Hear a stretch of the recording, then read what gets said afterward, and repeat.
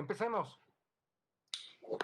Muy buenas tardes, soy la senadora Gina Cruz, presido la Comisión de Relaciones Exteriores América del Norte y el día de hoy quiero dar la bienvenida a invitados muy especiales que tenemos en nuestra reunión, en nuestra sesión de la comisión. Contamos con la presencia de dos ex embajadores de los Estados Unidos de América en México y dos ex embajadores de México en los Estados Unidos de América. La presencia de los embajadores es una gran oportunidad para profundizar en los principales temas de la relación binacional. Una de las más importantes, si no es que la más importante que hay en el mundo. México y los Estados Unidos no solo compartimos una de las fronteras más grandes y transitadas, también tenemos en común historia, cultura y destino. Nuestras naciones están profundamente integradas al grado de que el futuro de México no se comprende sin los Estados Unidos de América ni el futuro de los Estados Unidos sin México. Somos aliados, socios y amigos naturales. Y esta relación tan profunda debe ser valorada en todas sus dimensiones y aspectos. Para ello tenemos con nosotros a nuestros 4 invitados de lujo, que es el embajador Jerónimo Gutiérrez, el embajador Anthony Wayne, el embajador John Dimitri Negroponte y el embajador Arturo Sarucán. A ellos les doy la más cordial de las bienvenidas y les agradezco a nombre de esta comisión su muy importante participación. También agradezco la presencia del senador Noé Castañón, que se encuentra con nosotros en la comisión, y el senador Héctor Vasconcelos. No cabe duda, no cabe la menor duda que que profundizar en las relaciones entre ambas naciones es una de las tareas más importantes que podemos realizar desde esta comisión, ya que del éxito de esta relación depende el futuro de nuestros países. Agradezco también a Enrique Perret, director de la US Mexico Foundation y a un aliado estratégico de este Senado, a quien ahora le daré la palabra para que nos presente esta reunión. También, obviamente, le doy la bienvenida al presidente del Consejo, que es Emilio Cadena, y también nos acompaña Lourdes Aranda. Adelante, Enrique, tienes la palabra. Gracias, senadora Cruz. Pues muy rápido,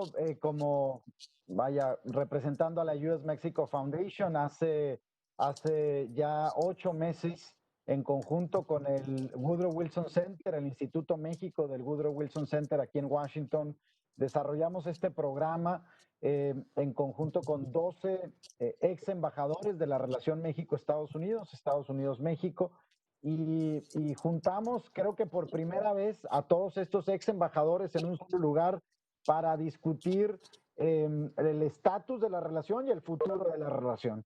Y estos ex embajadores nos prestaron pues su tiempo y su mente, digamos, toda su experiencia para transmitir en un reporte, que es el que queremos presentar hoy aquí, pues algunas recomendaciones, no solamente a los gobiernos de ambos países, también a los congresos, también a los empresarios, a la sociedad civil. Son recomendaciones, digamos que generales, pero también muy puntuales en lo que ambos países deberíamos estar haciendo hoy en día para contar con una mejor relación en 4 temas principales: comercio y economía, la migración y la frontera, la seguridad, y también, por último, metimos un tema que para nosotros es súper importante, que es el soft power, ¿no? Todo el tema relacionado con cultura, con arte, con gastronomía, este poder blando que se le llama, que hoy forma parte importantísima tanto en los Estados Unidos como en México para la relación bilateral. Entonces, bueno, ese fue el ejercicio que hicimos. Este es el reporte que ahora tenemos, pues un producto que queremos empezar a mostrar a muchos de los actores importantes, y qué mejor que la Comisión de Norteamérica en el Senado mexicano para conocer estas recomendaciones de los ex embajadores y que pudieran, pues algunas de esas recomendaciones, senadora Cruz, hacerlas propias y trabajar en esos frentes, evidentemente en conjunto con organizaciones de la sociedad civil como es el Instituto México del Woodrow Wilson Center o la US Mexico Foundation. Aquí está con nosotros también Christopher Wilson, que es director de este Instituto México del Wilson Center acá en Washington, y que bueno, pues todos los días y todo el día llevan esta relación y queremos hacer mejor esta relación. Con eso, senadora, si te parece bien, pues damos paso a las palabras de cada uno de los embajadores.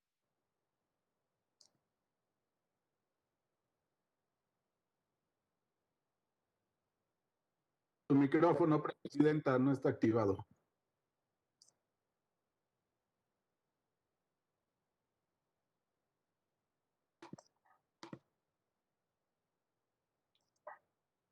Algo me está fallando, Javier. Ya. Muchísimas gracias, Enrique. Gracias por tus palabras y, por supuesto, una disculpa. Doy la bienvenida a Christopher Wilson. Gracias, Christopher, por estar con nosotros. También quiero dar la bienvenida a la senadora Verónica Martínez, que ya se encuentra con nosotros. Como ya lo comenté, también está aquí el senador Héctor Vasconcelos. Gracias, senador Vasconcelos, por estar aquí. Y bueno, el siguiente punto sería... y le daría la palabra y le agradecería sus palabras al embajador Jerónimo Gutiérrez. Adelante, embajador. Muchísimas gracias, senadora. Muchas gracias por la invitación a toda la Comisión de América del Norte del Senado. Muchas gracias también, por supuesto, a todo el resto de los senadores que nos acompañan y senadoras, y en particular al senador Héctor Vasconcelos, presidente de la Comisión de Relaciones Exteriores del Senado. Es un gusto siempre estar con mis colegas embajadores que nos dimos a la tarea de ser parte de este esfuerzo.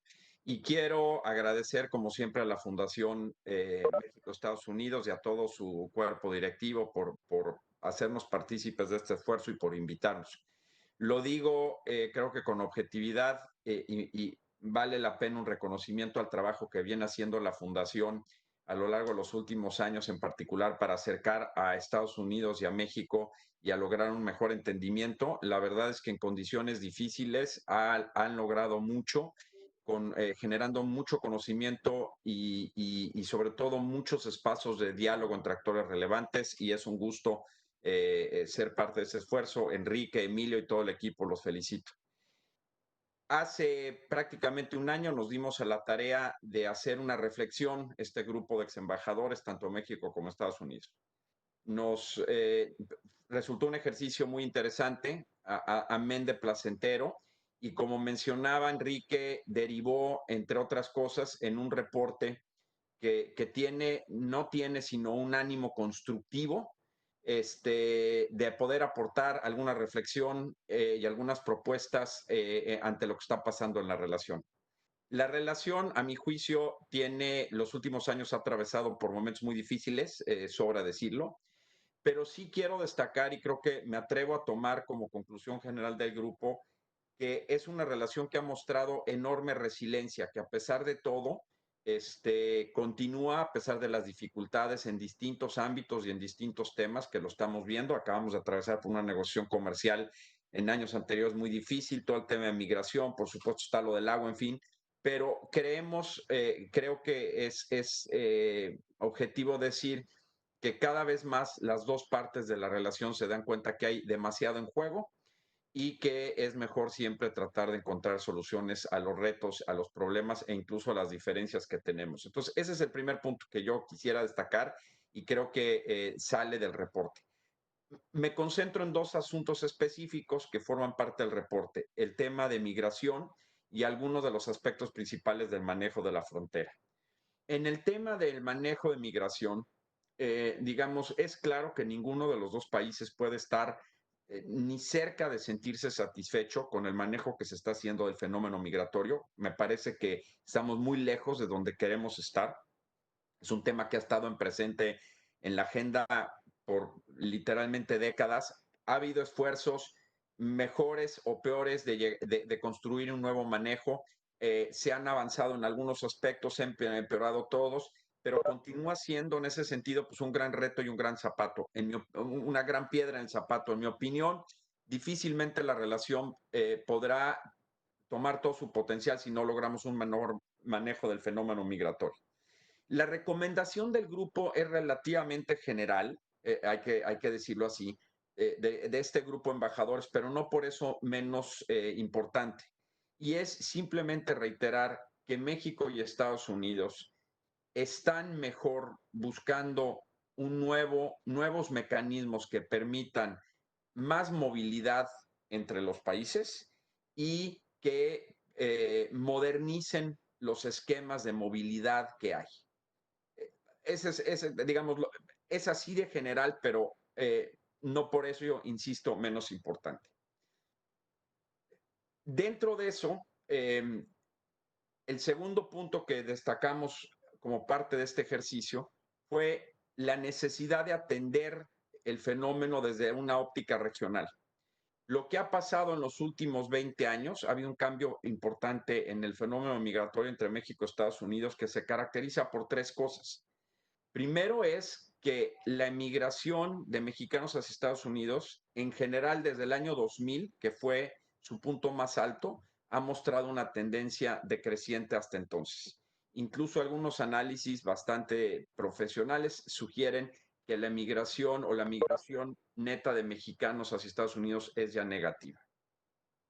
Y lo que ha pasado es que, como se sabe, en 2014, 15 y luego nuevamente en 2017, 18 y 19, ha habido un gran flujo de personas de Centroamérica, principalmente los países del Triángulo de América del Norte, que llegaron a la frontera de Estados Unidos, con todas las secuelas que eso ha pasado. Ha cambiado el perfil del migrante en general, más de hombres solos hacia familias menores no acompañados, y eso es lo que la tendencia principal de lo que hemos visto.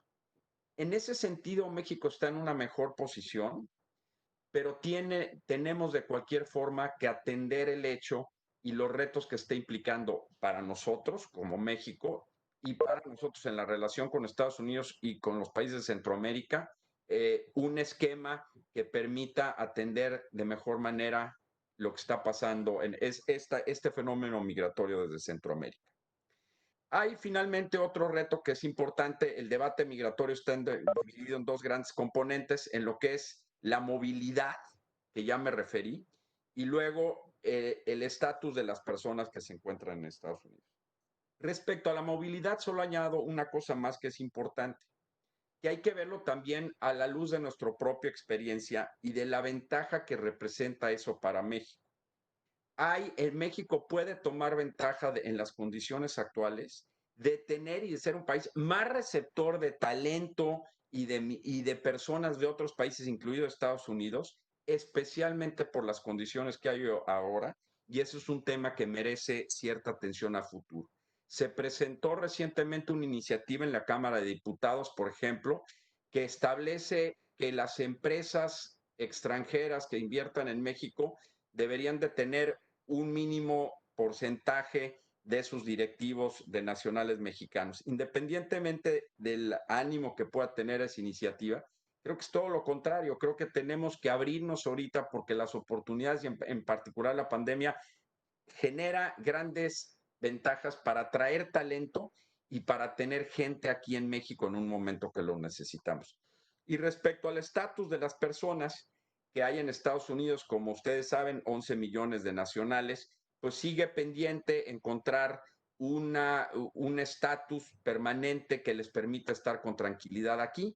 Y el grupo más, digamos, significativo o más mencionado son los DACAs a ese respecto. Pero esa es la recomendación principal. Hay que trabajar en generar más y mejores mecanismos de movilidad con los Estados Unidos.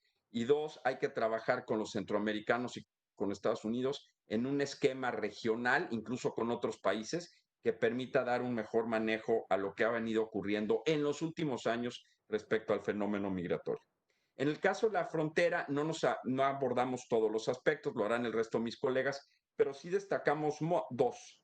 Uno, el tema del agua, que ha cobrado mucha importancia, y veo al senador Madero ya aquí. Mucha importancia el tema del agua en la frontera, y lo único que apuntaría por el momento es que el manejo eficiente, sostenible y justo de nuestras cuencas binacionales es, a mi juicio, de los principales retos que tenemos, no solo ahorita, sino va a ir creciendo porque la frontera tiene unas condiciones de estrés hídrico muy agudas. El Tratado de 1944 es un instrumento, a mi juicio, apropiado, que ha servido bien a ambos países, y el trabajo de la Comisión Internacional de Límites y de Aguas ha sido, a mi juicio, un buen trabajo también que ha servido a los dos países.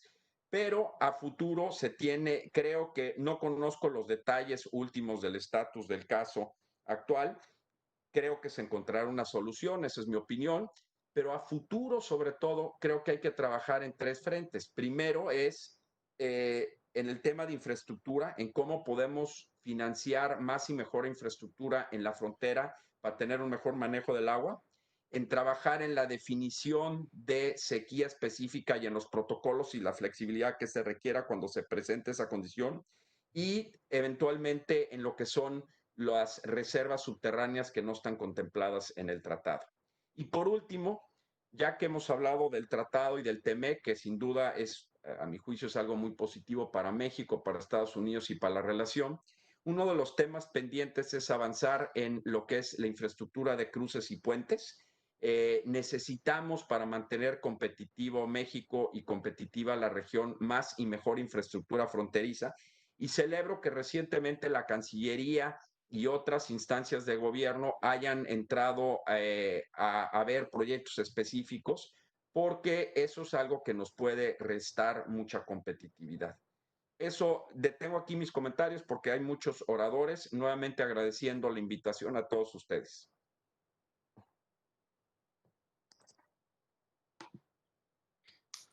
Muchísimas gracias, embajador Jerónimo Gutiérrez, por sus comentarios.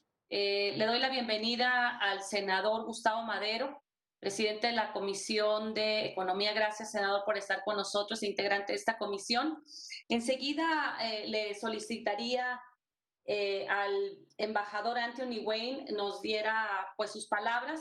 Embajador, si gusta hacerlo en español o en inglés, no tenemos ningún problema. Adelante, como se sienta más cómodo. Perfecto. Probablemente voy a hablar con una mezcla de los dos porque no he tenido la oportunidad para practicar mi español después de diciembre. Estoy en mi subsuelo solo en Estados Unidos. Pero claramente el TEMEC es una gran evolución de nuestra relación económica, pero no es todo. Es muy importante, hay varios desafíos para implementarlo por el año enfrente de nosotros y especialmente para desarrollar la potencialidad que hay por México para atraer nueva inversión. Pero también en nuestro informe hemos explorado los otros temas que necesitamos explorar también en la relación de desarrollar, y incluyendo el desarrollo de la fuerza laboral, porque los cambios van a seguir en la imposición de tecnología, en la necesidad para nuevas habilidades en nuestras fuerzas fuerzas laborales. También debemos explorar las etapas para mejorar la infraestructura en la frontera.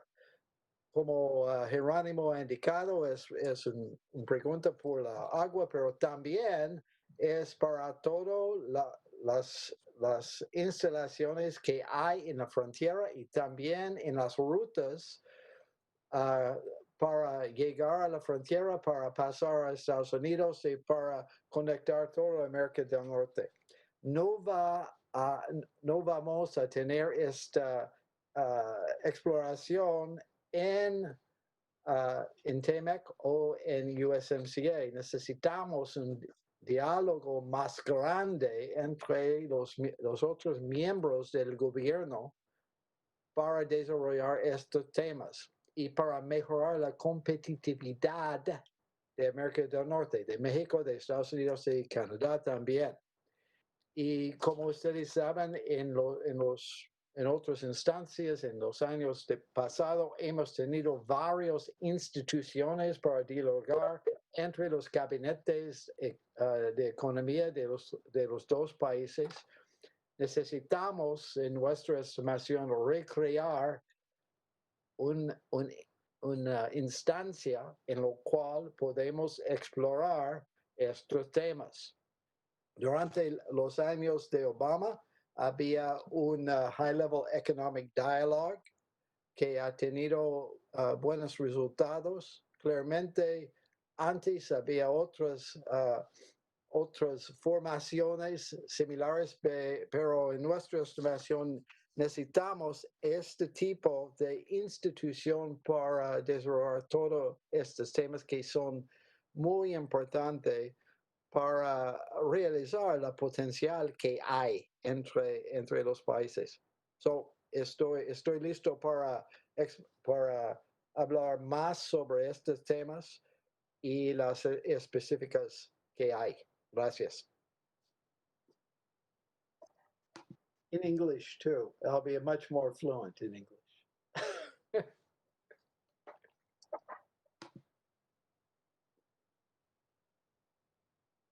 So I don't know, I could say a little bit more. Let me say a little bit more in English.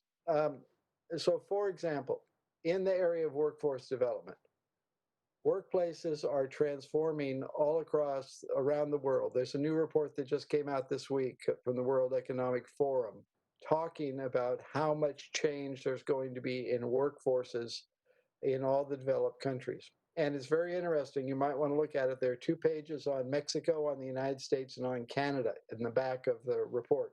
And I think it just came out yesterday. But what it points out is that there's going to be tremendous changes in the kind of skills that workers need, and thus that businesses need to be successful and compete as we go forward. Right now, there's no national dialogue in any of the 3 countries of North America, and there's no dialogue between us on these areas of how we remain competitive with other parts of the world. Individual companies, and sometimes states, are promoting this, but it's a very large gap between those individual centers of excellence and what we all need to do across North America to remain competitive against China, against vis-a-vis competing with Europe and others. So this is a large area where we could work together very effectively. Another area that's related to that is how we deploy technology to our frontiers. How do we make the border crossings go more smoothly? How do we facilitate trade? And this came up during the pandemic, as you know, when we had differences over the supply chains. And we were not agreed on which supply chains were essential and how to keep them going. If we're going to adapt to the technology that is being used and being deployed more rapidly than possible, we have to have a dialogue between the public sector, the private sector, across our borders to become more efficient as we take that forward. And as many of you know, we already have a very poor dialogue about border crossings and about how we developed it. And it's very hard to take that work forward together unless we create some new institutions that can make it easier to work together. And this means also we need to look at regional development, the development along the border between the 2 countries. As you all know, if we took the economies of the border states of Mexico and the United States and put them all together, they would be the 4th largest economy in the world. But we don't have a dialogue that really looks at how to develop that economy. Thanks to the private sector, they're doing a lot of that, but we could facilitate this if we had a structure to bring the private sector, the public sector, the state level governments, and the federal governments together. So those are just some of the ideas that we talk about in our report, and we hope that you will be interested in and help take forward consideration of that. Thank you. Muchas gracias, embajador. Quiero nuevamente mencionar y dar la bienvenida a la senadora Verónica Martínez. Ya la había mencionado, pero aquí se encuentra con nosotros. Y también al senador Samuel García. Bienvenidos, senadores. Enseguida le solicitaría, nos hiciera el favor de tomar la palabra al embajador John Negroponte. Adelante, embajador.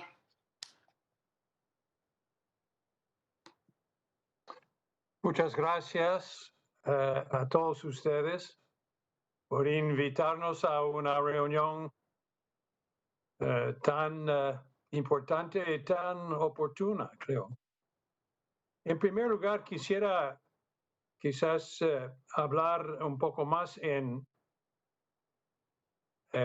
generalidades, porque tenemos la tendencia de entrar en lo específico antes de hablar del cuadro de la relación entre nosotros. Y yo creo que se puede decir honestamente que aunque de vez en cuando nuestra relación encuentra problemas y dificultades, esto me parece completamente natural, sobre todo entre dos países que son mejores socios. México es el principal socio económico de los Estados Unidos, con un nivel de comercio que nunca se hubiera esperado hace 35, 40 años.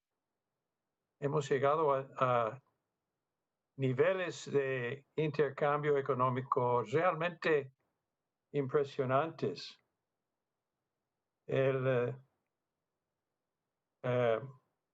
embajador habló de la migración, ¿no? En nuestro país, desde México, y estaba buscando las cifras, y parece que, bueno, hay los 11 millones que son indocumentados, pero en total hay como 37 millones de ciudadanos estadounidenses que son de origen mexicano. Es el 60% de la población latina que va creciendo cada día más en nuestro país, y que yo creo que a mediados de este siglo, incluyendo todos los habitantes latinos en nuestro país, será alrededor de 100 millones de personas. Un hecho que realmente todos los políticos de nuestro país, no solamente el suyo, pero de nuestro país, tiene que tomar en cuenta cuando hacen sus cálculos políticos. Es realmente un absurdo insultar a los habitantes o la gente que vienen de América Central y de México para vivir en nuestro país, como se ha hecho por la parte de algunos políticos nuestros. Pero solo para decir que la relación bilateral tiene muchos aspectos. En nuestra embajada allá en México tenemos todas las agencias, tenemos como 35, 40 agencias de gobierno que están representados allá.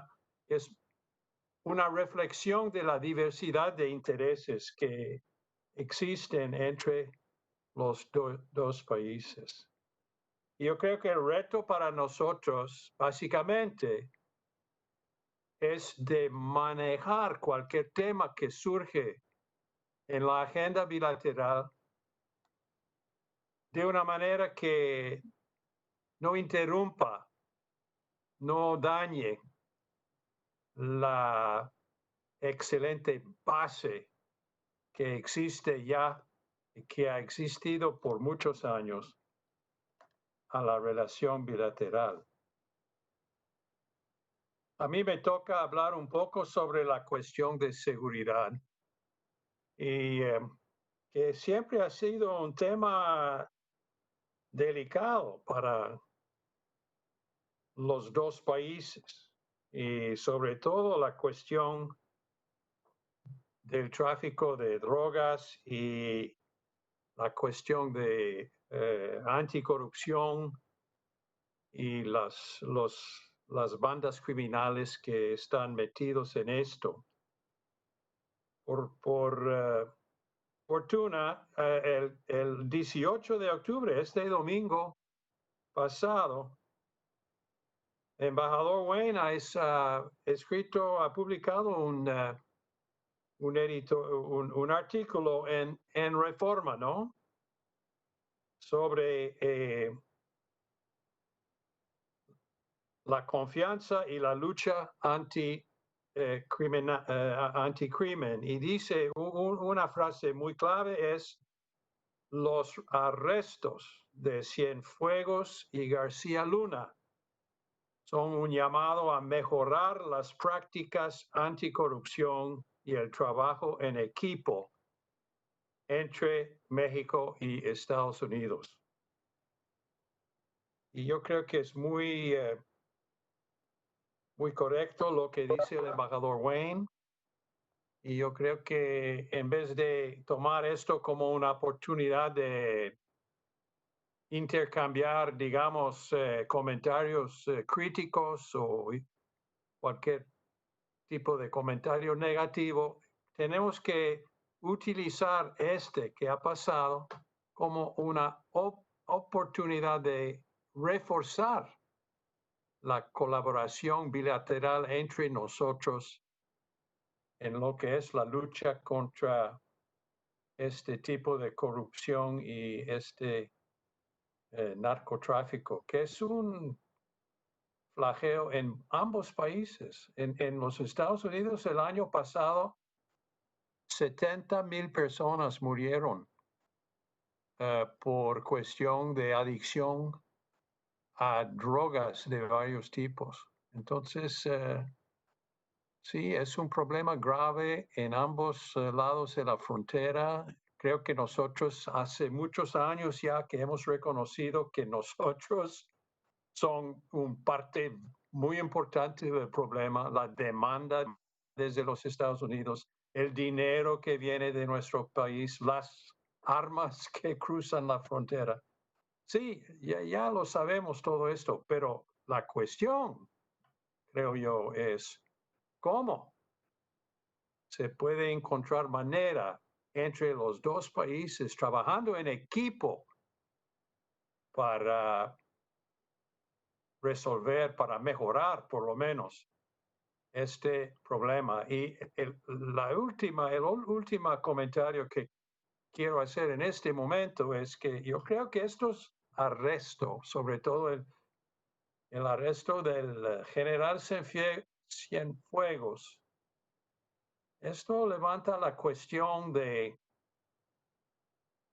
si la rama militar, si los militares son el instrumento más indicado, más eficiente, más deseable para luchar contra las drogas, o que si realmente deberíamos pensar más bien en una policía muy profesionalizada que tiene más experiencia en cuestiones de aplicación de la ley.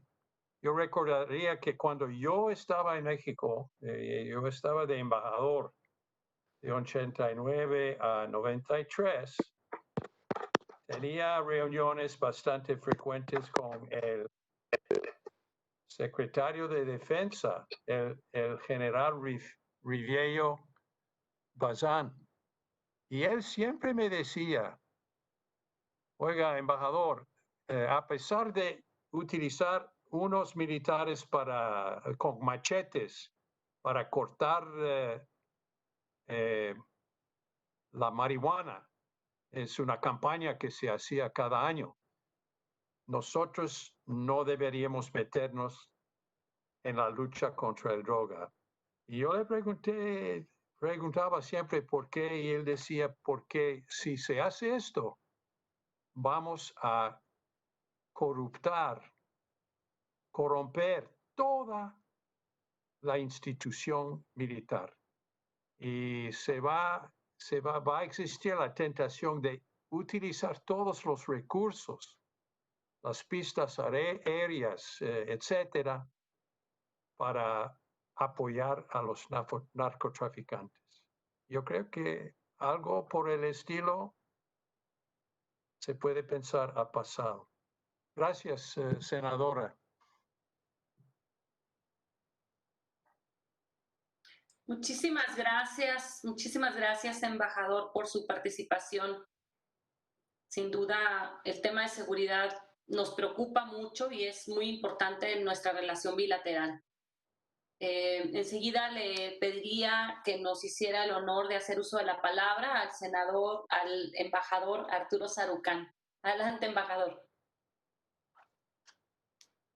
Muchas gracias, senadora. Ya me anda usted ascendiendo al Senado, cosa que me daría mucho gusto poder estar con ustedes debatiendo temas tan importantes para el futuro del país. Es un gran gusto estar de nueva cuenta en un momento distinto, ciertamente, pero de nueva cuenta interactuando con la Comisión de América del Norte. Me da mucho gusto saludar al presidente de la Comisión de Relaciones Exteriores, Héctor Vasconcelos, y a los demás legisladores, a los más senadores de la Comisión. Gracias por la invitación para acompañarnos esta tarde y la oportunidad, sobre todo, yo creo que de compartir un informe que fue producto, como comentaban tanto Emilio como Enrique, de un ejercicio que creo que primero fue enormemente fresco, que se anticipó quizá que ocurrió de manera previa al impacto y a la dislocación que el COVID ha generado para muchos temas fundamentales de la relación bilateral, sobre todo aquellos vinculados con las cadenas de suministro tan importantes que han sido una de las grandes historias de éxito que a veces no se entienden del todo, derivadas de primero el TLC y ahora potenciadas con la renegociación del TMEC. Yo un poco en la repartición de tareas para destacar elementos de este informe, me ha tocado un poco hablar de las instituciones, de los mecanismos de la relación bilateral que juegan un papel muy importante y que en gran medida, senadoras, senadores, explica por qué, a pesar de que vivimos uno de los momentos más complejos, más disruptivos en la relación bilateral con Estados Unidos, en particular por las acciones de uno de los dos socios, la agenda, la institucionalización de la agenda bilateral, gracias a la creación de todos estos mecanismos, protocolos, instituciones, algunas formales, algunas más informales, que se han venido construyendo a lo largo de 20 y pico de años de una relación sinérgica, estratégica entre los dos países, es una de las explicaciones de por qué no se le han caído las ruedas a la carreta de la relación, a pesar de que tenemos un presidente estadounidense que ha usado a México como piñata política electoral y que ha alcahueteado con nuestro país. Y les voy a compartir con ustedes 3 ejemplos a nivel federal, a nivel estatal y a nivel local de instituciones y de mecanismos sobre los cuales hablamos a profundidad en nuestra encerrona tan grata en el campo tejano a principios de año, y que creo que para ustedes en particular pueden ser relevantes a medida que van pensando, primero, cómo seguir avanzando la agenda sinérgica entre México y Estados Unidos, y segundo, indistintamente de qué escenario tengamos el 3 de noviembre o incluso en los días posteriores, porque no está muy claro que el 3 de noviembre vamos a tener humo blanco, indistintamente si hay una administración demócrata o una reelección republicana, cómo ir hacia adelante con muchos de estos mecanismos que son fundamentales. Algunos de ustedes recordarán que hace muchos años, cuando John estaba como embajador en México y cuando empezábamos aquella gran tarea, ese gran reto de la negociación del Tratado de Libre Comercio de América del Norte, se creó un mecanismo que jugó un papel fundamental en empezar a armonizar, a coordinar los esfuerzos gubernamentales a ambos lados de la frontera. El embajador Negroponte mencionaba el número de agencias y dependencias estadounidenses representadas en la embajada estadounidense en la Ciudad de México, y es que en realidad hay muy pocos países, no se cuentan ni siquiera con los dedos de una mano, que tienen la complejidad y la diversidad de agendas y por lo tanto de dependencias de los dos lados de la frontera, que todos los días, 24/7, 365 días del año, están interactuando unas con las otras. Y en ese momento que iniciábamos un proceso enormemente ambicioso que acabaría revolucionando la relación entre México y Estados Unidos, como fue la negociación del TLC, se crea la Comisión Binacional, que lo que era un mecanismo que garantizaba que una vez al año, un año en una capital, un año en la otra, los integrantes de los dos gabinetes se reunían para asegurarnos que la agenda traía tracción sinérgica, de que una especie, era casi como una especie de controlador aéreo de la relación. Evitar que los múltiples aviones de la agenda bilateral que andaban volando en una y otra dirección chocaran en el aire, que hubiera coordinación, que lo que estuviese haciendo la mano derecha lo sabía la mano izquierda. Y la Comisión Binacional no solo sirve un propósito muy importante de coordinación, primero al interior de cada gobierno y luego de los dos gobiernos para asegurar que todo el mundo estaba usando la misma partitura, sino que genera también un mecanismo enormemente valioso que le ha rendido enormes frutos a la relación entre México y Estados Unidos, que es la creación de burocracias de los dos lados de la frontera que a través de estos mecanismos se conocieron, se empezaron a confiar unos en otros, generaron relaciones hasta personales de amistad, y en muchos sentidos estas instituciones se convirtieron en un mecanismo de fomento a la confianza en la relación bilateral. Y como suele suceder en la vida de las instituciones y de los mecanismos y en los arcos de la diplomacia entre dos naciones, hubo un momento en que la relación estaba tan institucionalizada y tan encarrilada que los dos lados pensamos que perdíamos más tiempo convocando a los secretarios una vez al año a viajar, a perder entre pits y flautas, bajita la mano, 36 horas en sus agendas para reunirse una vez al año, que decidimos que en esa coyuntura ya no, digamos, lo que aportaba la Comisión Binacional era cada vez, era una especie de réditos decrecientes, y decidimos dejar de lado la Comisión Binacional como un mecanismo para garantizar esta coordinación. No cabe duda, y esta fue una de las recomendaciones que surgieron de nuestra encerrona, que en este momento de enorme disrupción, de burocracias que por razones de recortes presupuestales en México, por razones de purgas y de una embestida contra algunas de las burocracias más relevantes en Washington, particularmente en el Departamento de Estado, y una sangría importante que ha habido de diplomáticos de carrera y de funcionarios en el Departamento de Estado, que les confieso es muy dolorosa ver. Creo que sería muy importante que los dos gobiernos, los dos países, ya sea, repito, una administración Biden o una administración 2 Trump, pudieran rescatar la Comisión Binacional, relanzar la convocatoria anual de la Comisión para que los titulares de gabinete de los dos lados de la frontera se reúnan de manera anual, se establezcan relaciones personales, se coordinen agendas, se aseguren que todos los distintos casilleros y componentes y compartimentos están con la relación, están coordinados.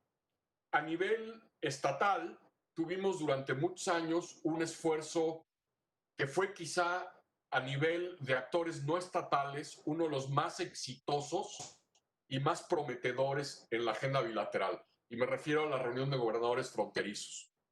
Los 6 estados mexicanos, los 6 estados fronterizos mexicanos, los 4 estados fronterizos estadounidenses, una vez al año, con un secretariado informal conformado por funcionarios de las oficinas de los gobernadores, establecieron un mecanismo de diálogo, de cooperación, de resolución de muchos temas transfronterizos que le dio durante una buena década una enorme capacidad de gestión, primero a los gobernadores de la frontera, pero segundo que se convirtió en una herramienta fundamental para los gobiernos federales poder apoyarse en esa labor que ocurría al interior de la Conferencia de Gobernadores Fronterizos. Y en algún momento, sobre todo vinculado lamentablemente a la politización de la relación.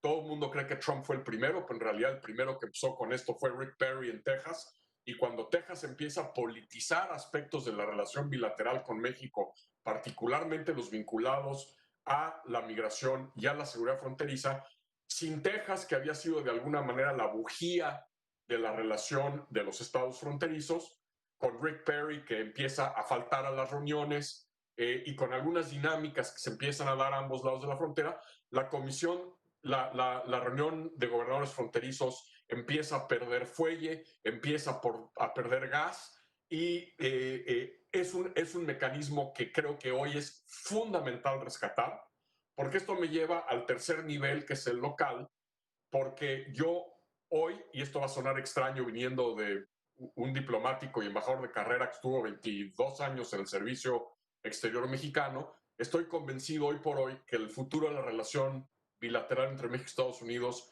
no pasa ya nada más por la Ciudad de México y Washington, D.C. Es decir, no quiero minimizar el papel que juegan los gobiernos federales y las capitales, pero crecientemente el futuro de esta relación bilateral está anclado en la cooperación, el diálogo, la interacción y la sinergia de gobernadores y sobre todo de alcaldes.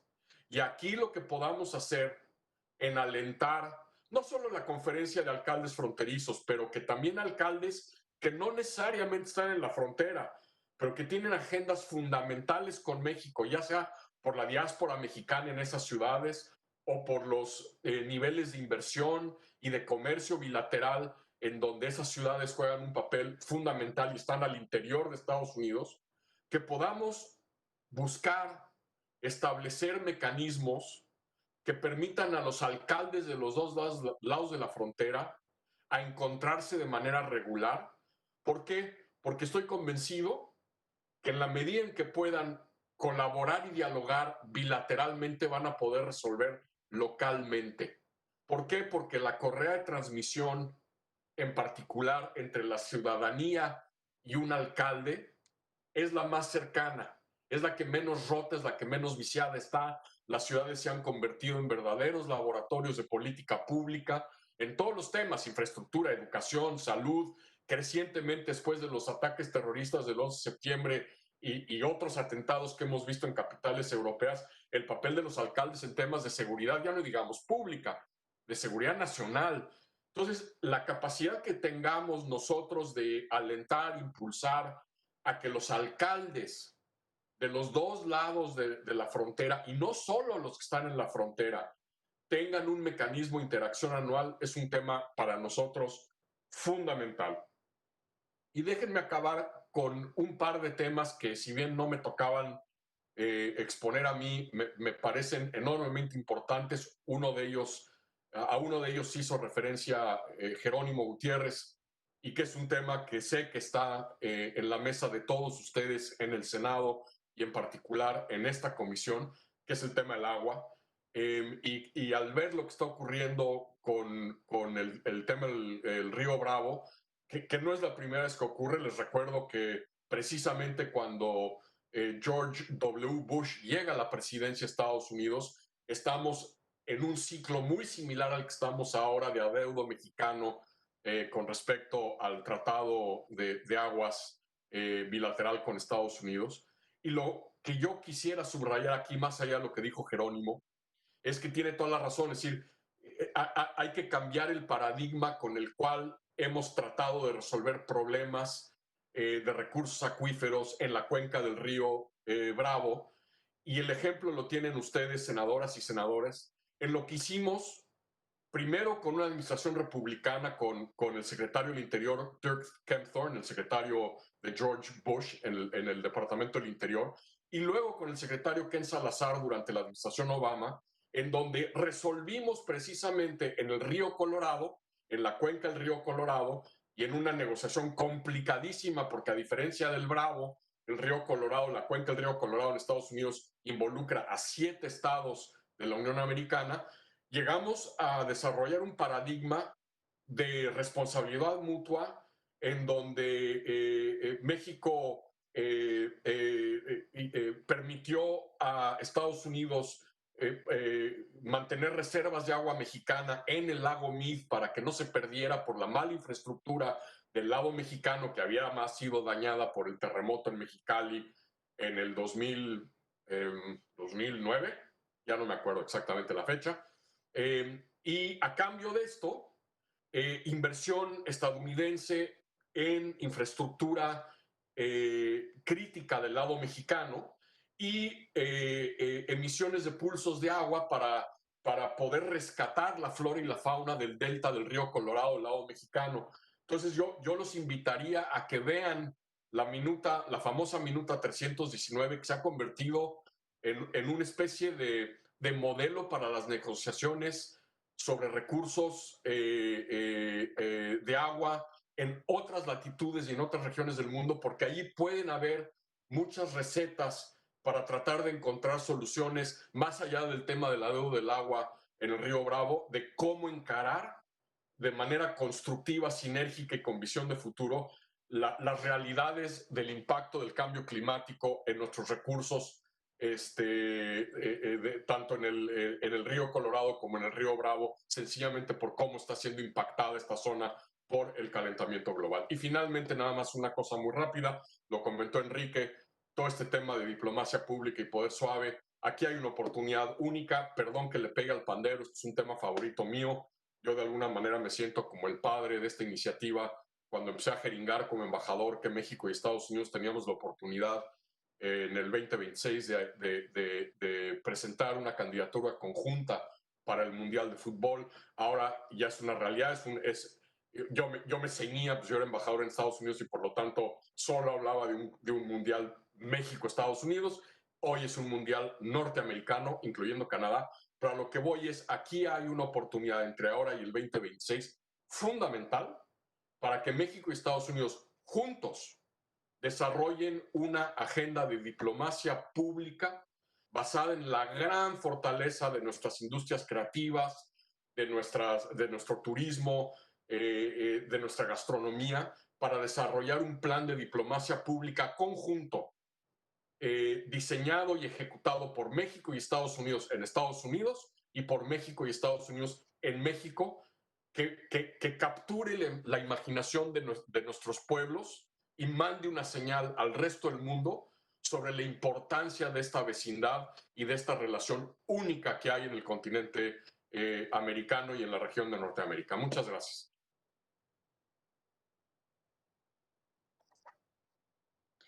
Muchísimas gracias, embajador Arturo Sarucán. Muchas gracias y un privilegio que usted y el resto de los embajadores estén participando en los trabajos de esta comisión. Enseguida daremos paso a la participación de las y los senadores de esta comisión y en primer término le pediría al senador Héctor Vasconcelos de Morena, presidente de la Comisión de Relaciones Exteriores, si nos hiciera el honor y favor de participar. Adelante, senador. Muchas gracias, senadora presidenta de la Comisión para América del Norte, señores embajadores, amigos todos. Y quisiera empezar haciendo algunos comentarios de orden general. Creo yo que, como ya lo mencionó el embajador Gutiérrez, hemos pasado por años nada fáciles, los últimos 3 o 4 años. Hubo 2 gobiernos nuevos en ambos países. Hace 4 años era nuevo el gobierno del presidente Trump. Desde luego, el gobierno del presidente López Obrador lleva poco menos de 2 años. Evidentemente, hemos tenido momentos muy difíciles, pero creo que En balance, en el saldo de estos años, podemos estar optimistas por lo menos por 2 o 3 motivos. En primer término, sacamos adelante el TEMEC, lo cual no era fácil, no fue fácil, ni por sus aspectos técnicos, ni desde el punto de vista político en su momento. Por otro lado, creo que se ha establecido, pues digamos, un modus operandi entre la administración en Washington y la nueva administración en México, que hace factible sortear los enormes retos que hemos enfrentado en estos años y meses.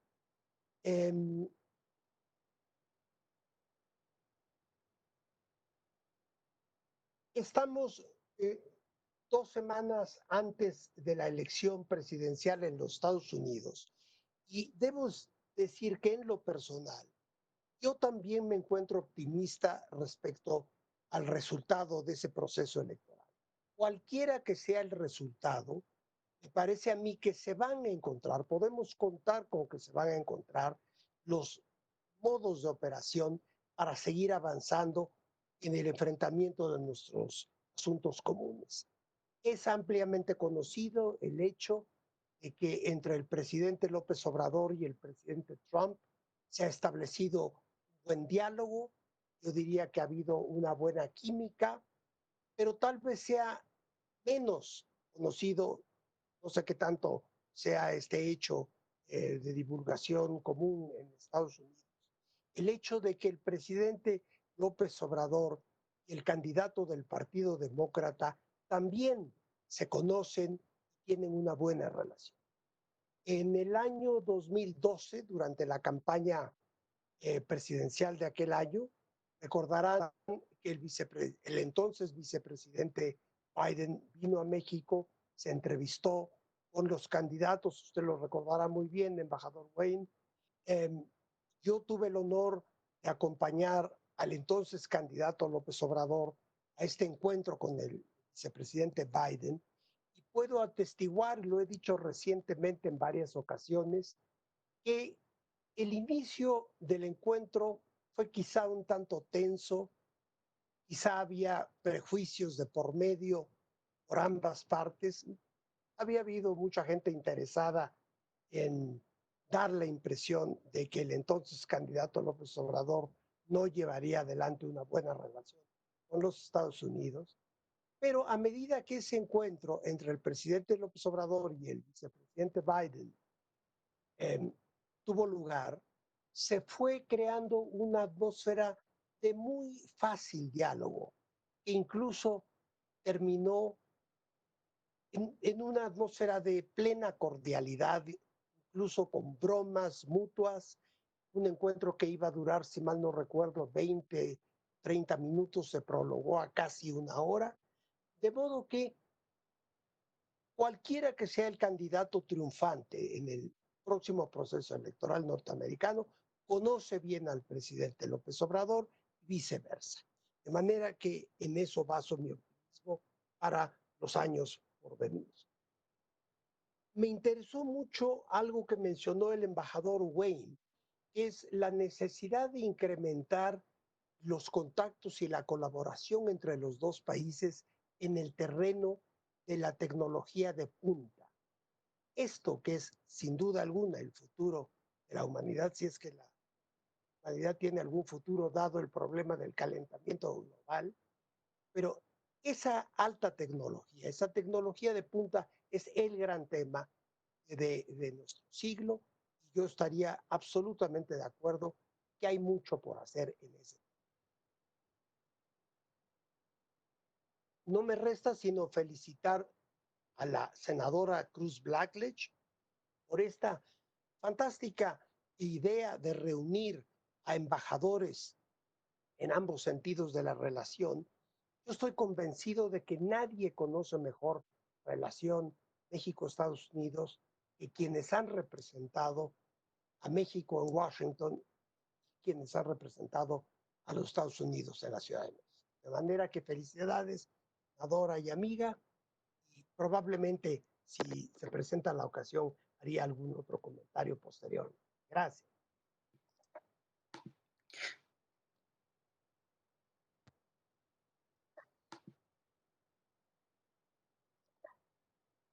Muchas gracias, senador Vasconcelos, por su participación.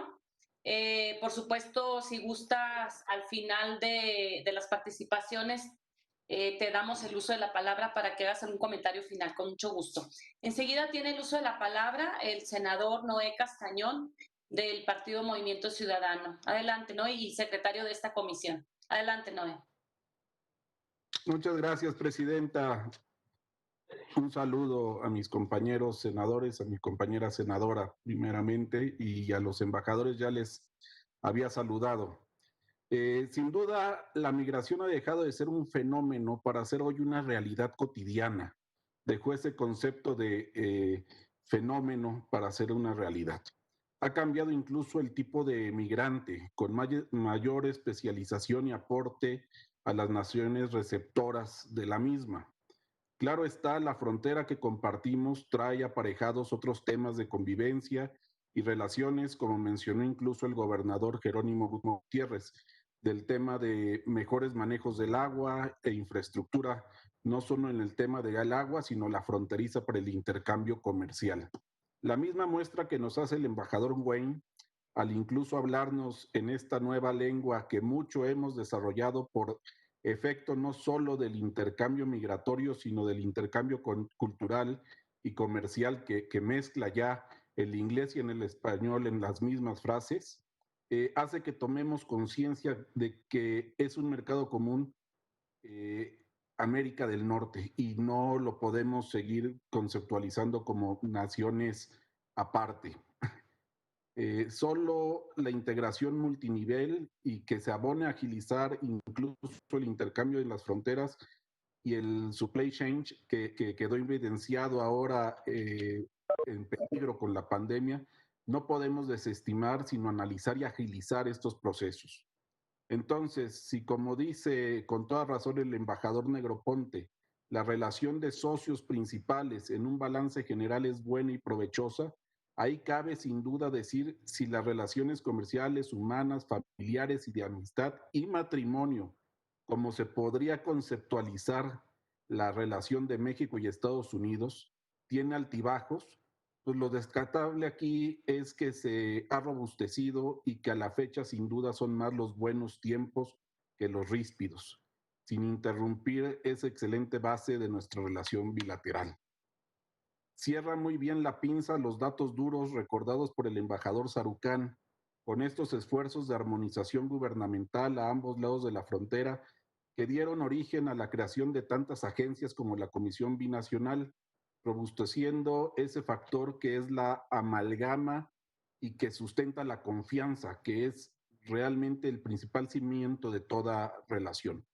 Y hoy cobra relevancia para su rescate, pues efectivamente lo que parecía en algún tiempo superado, hoy sin duda hubiese sido la herramienta ideal para distender diferencias y transferencias de complejidades entre temas que no debieron mezclarse o que se han mezclado.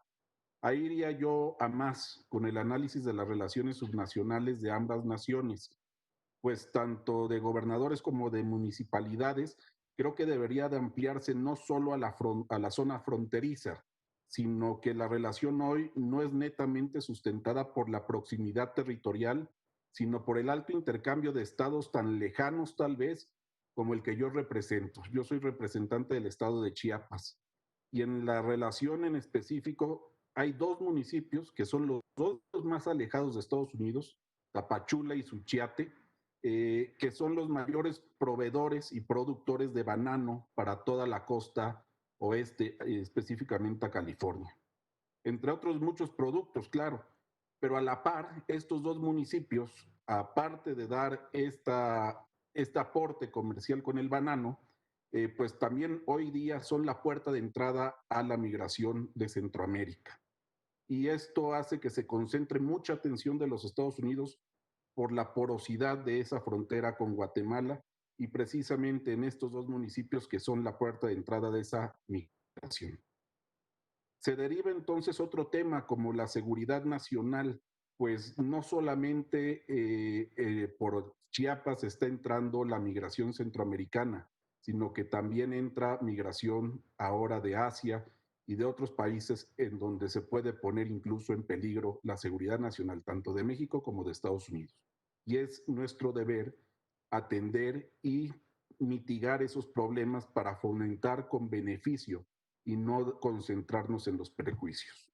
Finalmente, celebro este diálogo convocado por la presidenta de la Comisión de Relaciones América del Norte, pues nos da herramientas de análisis actualizadas para los temas que debemos tener muy en cuenta en el Senado mexicano, esperando incluso robustecer aún más nuestra relación con los homólogos estadounidenses.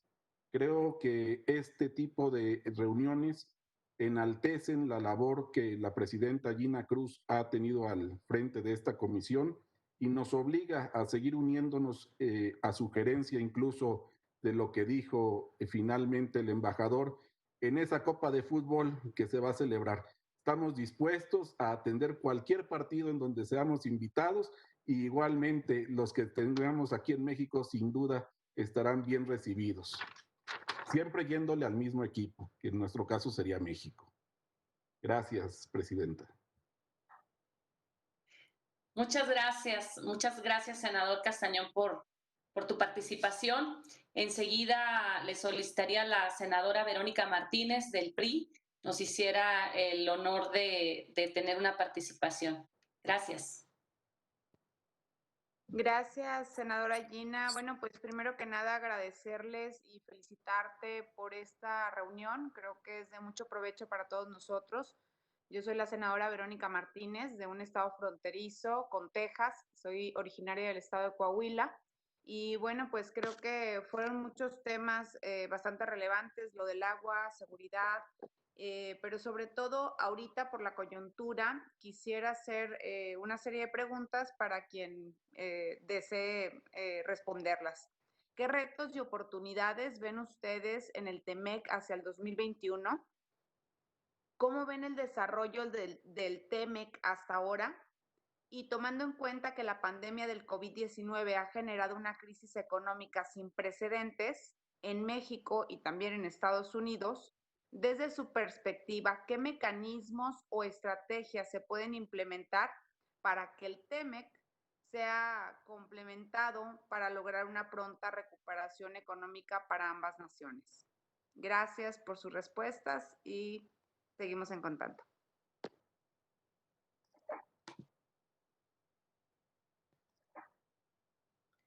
Gracias, senadora. Les daría un espacio al final para si alguno de los embajadores quisiera contestar las preguntas de la senadora Verónica Martínez, pero por lo pronto le daría el uso de la palabra al senador Gustavo Madero, presidente de la Comisión de Economía del Senado de la República y senador del PAN. Adelante, senador Madero. Gracias, presidenta, ex embajadores, senadoras, senadores, es un gusto.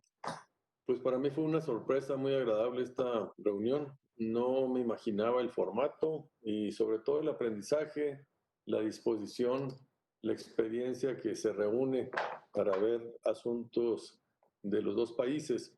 En un momento delicadísimo, un momento crucial de redefiniciones, yo creo que el signo de los tiempos se llama incertidumbre. Hoy todo se pone a revisión. En el Tratado México, Estados Unidos y Canadá nos da un asidero muy bueno. Es una base extraordinaria, pero las variables siguen estando muy sueltas. Yo quiero reconocer que antes teníamos un TLC y aún así se tomaron medidas unilaterales para utilizar el tema de los aranceles para presionar con otro tipo de agendas la migratoria. Y en el mismo país, en México, pues ahorita traemos una serie de variables que todavía faltan estabilizarse. Tenemos un nuevo gobierno que tiene una aspiración transformadora, pero que al mismo tiempo ha sido pues superado por una realidad que le ha atado de manos para lograr propósitos de mayor trascendencia. Y todo esto también se da en un deterioro de los sistemas democráticos, en un agudizamiento de las desigualdades al interior de nuestros países, en una amenaza del cambio climático que no hemos logrado tener una política global consistente. Y bueno, yo también soy de Chihuahua y ahorita ya lo mencionaban algunos sobre el Tratado Internacional de Aguas México-Estados Unidos como uno de los temas que sin duda hoy ha aprendido por una crisis que, como bien lo mencionaba, no sé si Arturo Sarucano o Jerónimo Gutiérrez, ya había pasado. Este tratado lleva 76 años de existencia y ya nos ha pasado antes. La última fue con George Bush y precisamente Vicente Fox, George Bush papá. Y en ese entonces se logró superar de una manera afortunada por parte del gobierno de México adquiriendo los derechos de agua de los agricultores. Hoy lo que está haciendo es un manejo distinto, un manejo unilateral. Y en este sentido estamos teniendo un problema que no se ha resuelto en nuestro país. Ese es por el lado mexicano, es por el lado doméstico donde tenemos este conflicto. No es con Estados Unidos, es la capacidad de México de darle respuesta. Yo espero que afortunadamente ahora el 24 de octubre, que se cierra el quinquenio, podamos tomar algunas decisiones de mediano plazo para tener mejores previsiones de futuro de cómo esto no vuelva a suceder. ¿Qué pudiéramos hacer? Creo que gran parte de la tarea está por el lado doméstico mexicano. Es más que un problema entre México y Estados Unidos, es un problema más entre los estados y la federación, entre los estados y los estados. Y este tema, pues en este año de sequía a nosotros sí nos puso contra la pared.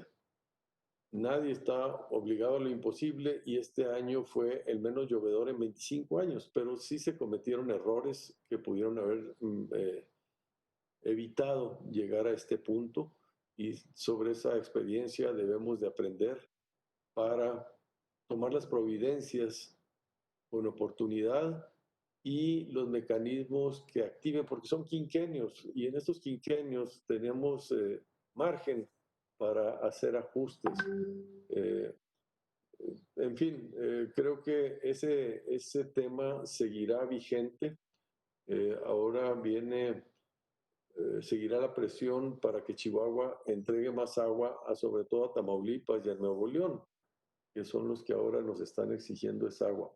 Aquí tengo a María Lourdes Aranda, que también pues está por el lado de los ferrocarriles, la toma de la estación Consuelo, que ha tenido un impacto por la interrupción de las vías férreas para como un mecanismo de presión. El gobierno federal dice que este es un problema local de los chihuahuenses porque se originó en el estado de Chihuahua por el tema de los productores y el gobierno del estado. Y el gobierno del estado dice que las vías férreas pues es un tema federal. Entonces ahí estamos atrapados en una problemática que solamente se sigue postergando y dañándonos a todos. Es un momento muy delicado de incertidumbre y donde los mejores oficios para construir acuerdos, comunicación, entendimientos son los que más nos pueden ayudar a salir de esta situación. Al interior de nuestro país y entre nuestros países, urge el lograr tener mayores éxitos en comunicación, entendimientos y cooperación para poder enfrentar este y los demás problemas que se nos enfrenten juntos. Por eso, pues yo los felicito a Gina por esta invitación y les agradezco mucho la oportunidad de participar en este evento. Gracias.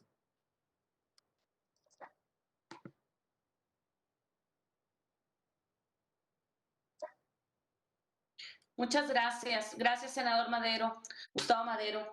Y no sé si alguno de los embajadores quisiera hacer uso de la voz para contestar las preguntas de la senadora Verónica Martínez o hacer un comentario, pues, prácticamente final.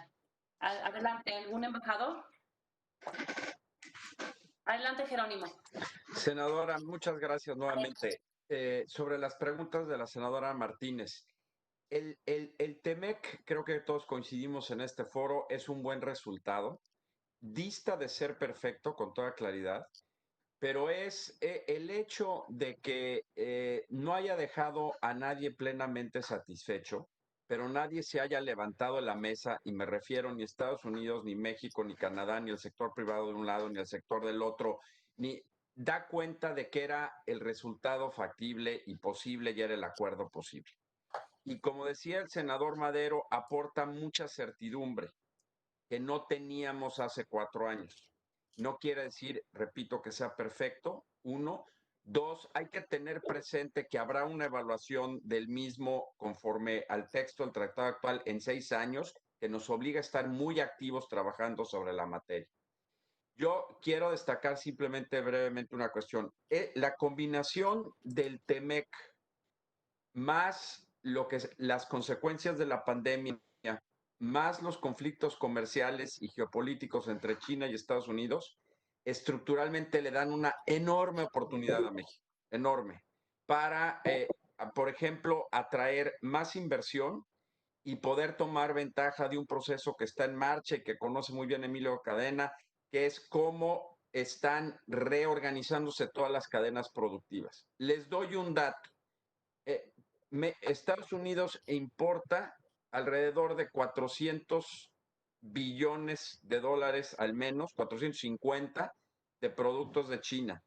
Y la estimación es que 2/3, hasta 2/3 de esos, se están pensando para un posible nearshoring o reshoring, es decir, acercamiento hacia los Estados Unidos o hacia otras regiones, porque en efecto los actores globales están preocupados por la certeza de sus cadenas productivas.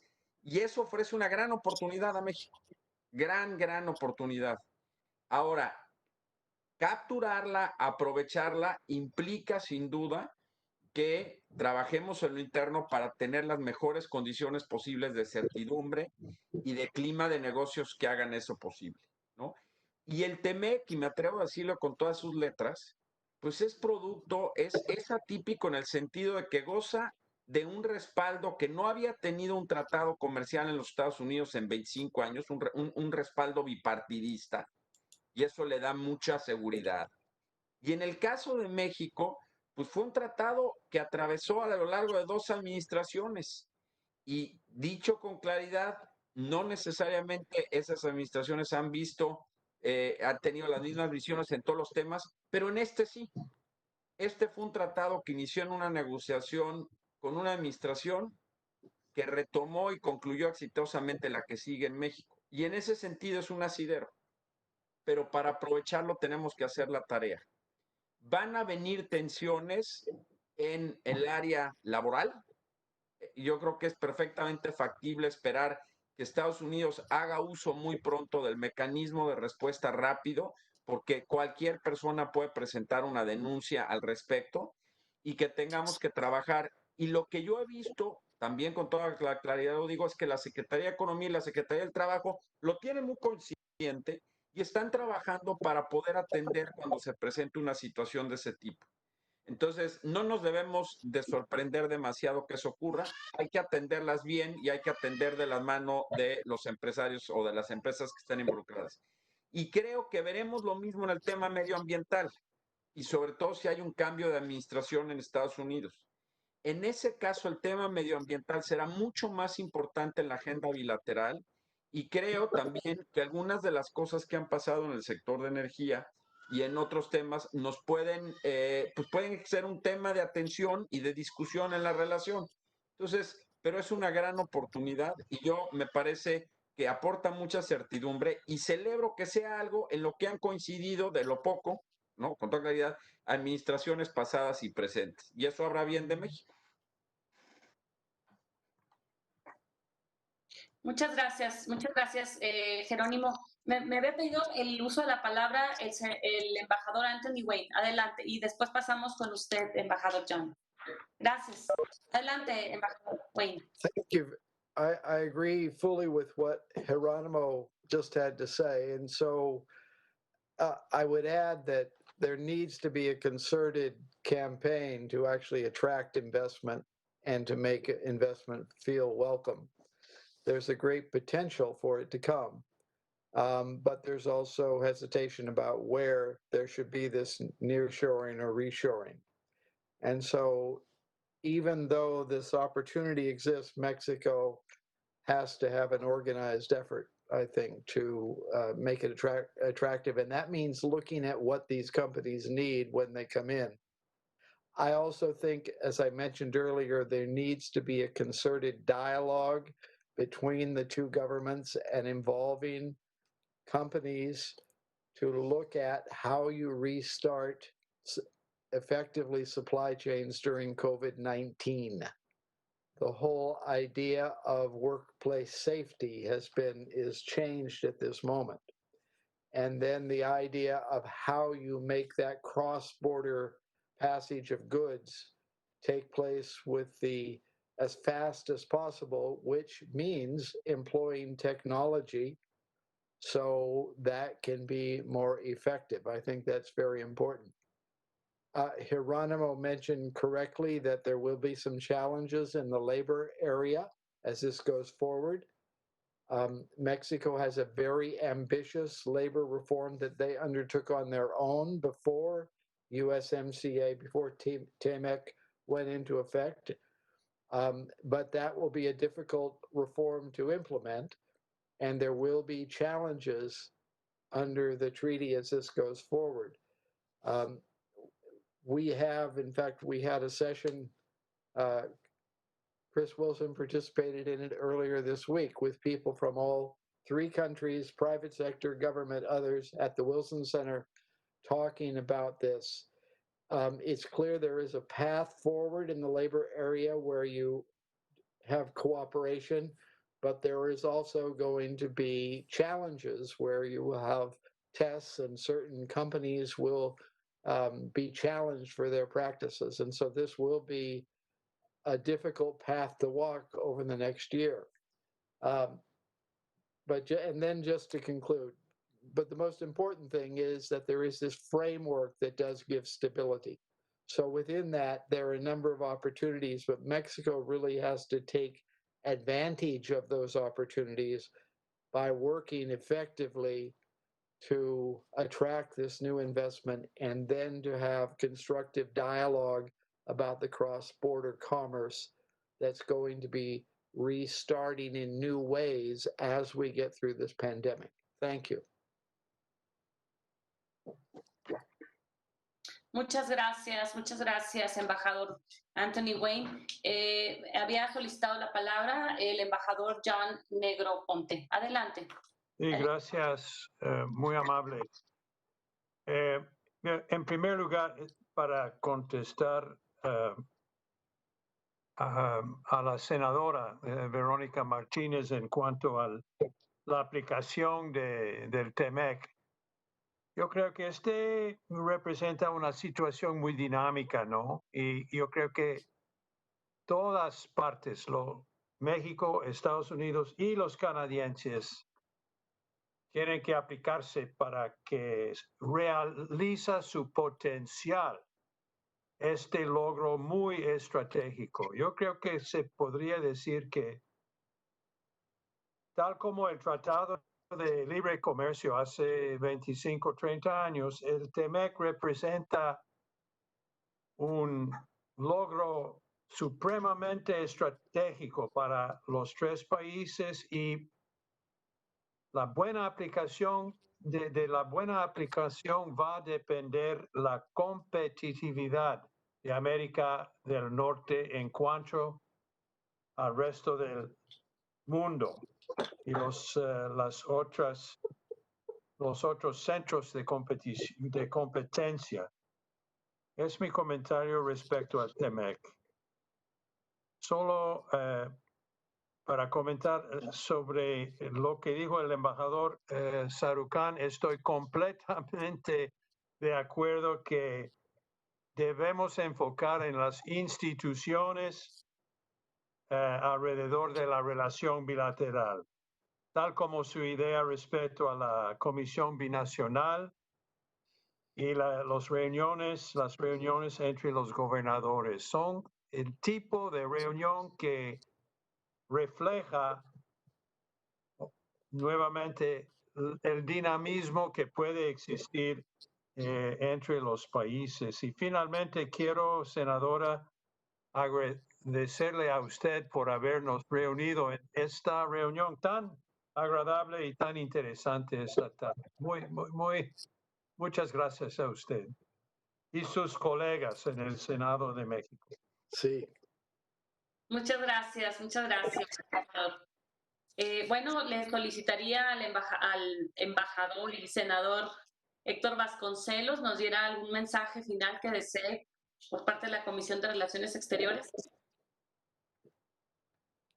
Adelante.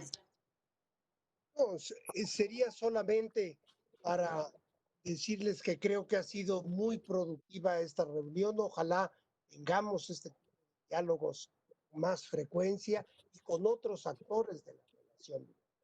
Me ha dado muchísimo gusto ver a tantos viejos amigos, algunos jóvenes, de modo que gracias a todos por su participación y hasta muy pronto.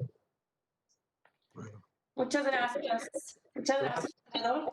Bueno, pues sin duda esta reunión nos deja varias tareas fundamentales para seguir construyendo una relación bilateral, binacional cada vez más estrecha y productiva. Los temas que hoy se abordaron por los ex embajadores son de parte esencial de la agenda entre Estados Unidos y México, y una agenda que debe basarse en la colaboración, en la confianza, para hacer frente a los grandes problemas que aquí se han señalado. Migración, seguridad, fortalecimiento institucional, cooperación entre agencias y gobiernos.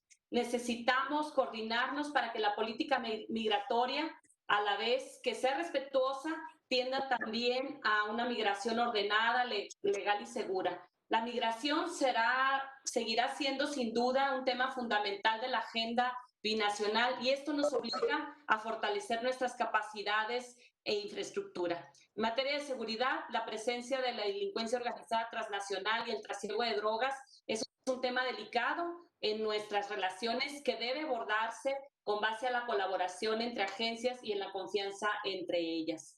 México debe dar pasos fundamentales para fortalecer sus instituciones de procuración e impartición de justicia y debemos hacer una realidad que la ley se cumpla por igual para todos como sucede en los Estados Unidos.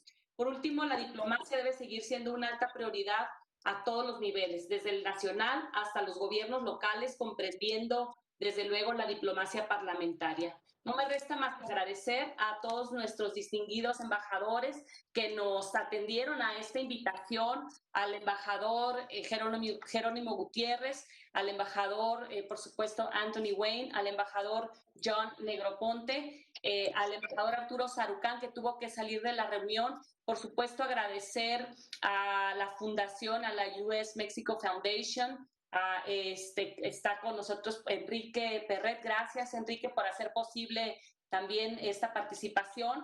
A Emilio Cadena, también a Christopher Wilson, también a Lourdes Aranda, que está con nosotros, y por supuesto a los miembros de esta comisión. Agradecer al senador Noé Castañón, que estuvo desde muy temprano atendiendo a nuestros invitados, a Verónica Martínez, por supuesto al senador Gustavo Madero, presidente de la Comisión de Economía, a Héctor Vasconcelos, a nuestro presidente de la Comisión de Relaciones Exteriores y por supuesto a todo el equipo de la comisión. Muchísimas gracias y pues seguimos trabajando de la mano en esta relación tan importante, esta relación fuerte que es de México con Estados Unidos. Muchísimas gracias.